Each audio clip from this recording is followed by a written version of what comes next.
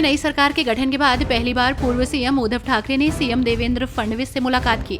Shiv Sena UBT प्रमुख ठाकरे ने मुख्यमंत्री देवेंद्र फडणवीस से भेंट कर उन्हें शुभकामनाएं दी। दरअसल शीतकालीन सत्र के दूसरे दिन उद्धव ठाकरे विधानमंडल पहुंचे, जहां उन्होंने सीएम देवेंद्र फडणवीस से मुलाकात की।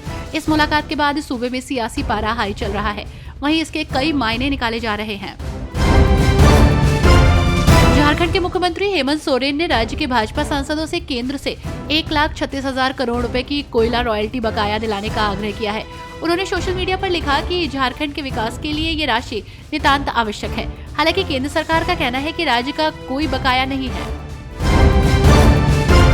किसानों का मुद्दा इन दिनों गरमाया हुआ है। वहीं इसी बीच केंद्रीय कृषि मंत्री शिवराज सिंह चौहान ने संसद में कहा कि प्रधानमंत्री नरेंद्र मोदी की सरकार किसानों की आय दोगुनी करने के लिए अनेक प्रयास कर रही है और वो इस काम में कोई कोर कसर नहीं छोड़ेगी। किसानों को खाद पर मिलने वाली सब्सिडी में कोई कमी नहीं आने दी जाएगी और उन्हें कम ब्याज पर कर्ज मिलेगा।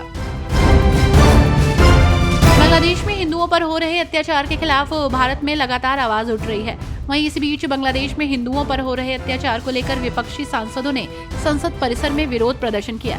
इस दौरान कांग्रेस सांसद प्रियंका गांधी भी नारेबाजी करती नजर आई।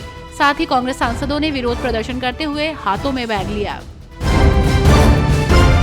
वन नेशन वन इलेक्शन पर शिवसेना यूबीटी नेता प्रियंका चतुर्वेदी ने प्रतिक्रिया दी। प्रियंका चतुर्वेदी ने कहा कि वन नेशन वन इलेक्शन संविधान के खिलाफ लाया जा रहा है। जब संविधान पर चर्चा 2 दिन लोकसभा में हुई है, आज भी राज्यसभा में जारी रहने वाली है। इस समय में संविधान पर हमला करना, मैं मानती हूँ कि ये बहुत ही दुर्भाग्यपूर्ण है। चुनाव की जो प्रक्रिया है उसके साथ छेड़खानी करना ठीक नहीं है। प्रधानमंत्री नरेंद्र मोदी ने राजस्थान में अपने भाषण में केंद्र और कई राज्यों में लगातार तीसरी बार सत्ता हासिल करने वाली भाजपा की निरंतर चुनावी सफलता पर प्रकाश डाला। उन्होंने महाराष्ट्र, हरियाणा और राजस्थान के उपचुनावों में हालिया जीत सहित भारी जन समर्थन हासिल करने के लिए पार्टी के काम और कार्यकर्ताओं के प्रयासों को श्रेय दिया। साथ ही उन्होंने कहा कि आज बीजेपी को इतना बड़ा जन समर्थन मिल रहा है। लोकसभा में देश ने हमेशा लगातार तीसरी बार सेवा करने का मौका दिया है। मध्य प्रदेश विधानसभा के शीतकालीन सत्र के दूसरे दिन विपक्ष ने जमकर हंगामा किया। सत्र शुरू होने से पहले ही कांग्रेस ने गांधी प्रतिमा के बाहर प्रदर्शन किया। पार्टी विधायकों ने हाथ में कटोरा और पोस्टर लेकर विरोध दर्ज कराया।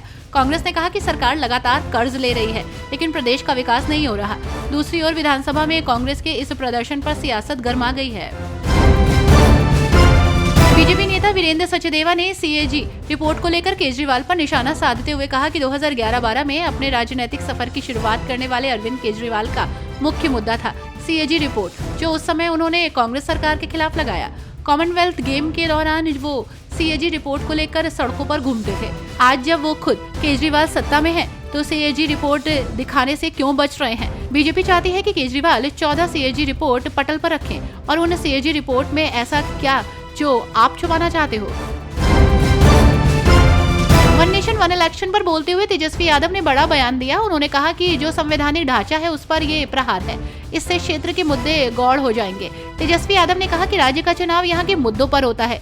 ये लोग तो आरएसएस के एजेंडे को लागू करना चाहते हैं, इसलिए हम लोग कहते हैं कि ये संविधान के विरोधी हैं। मुख्यमंत्री पुष्कर सिंह धामी ने 45 नवचयनित अभ्यर्थियों को नियुक्ति पत्र प्रदान किया। उन्होंने कहा कि राज्य में सभी भर्ती परीक्षाएं पूर्ण पारदर्शिता के साथ समय पर पूरी की गई हैं।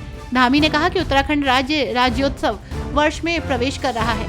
सरकार द्वारा आगामी 25 वर्षों की राज्य की आवश्यकताओं को ध्यान में रखते हुए विकास कार्य किए जा रहे हैं।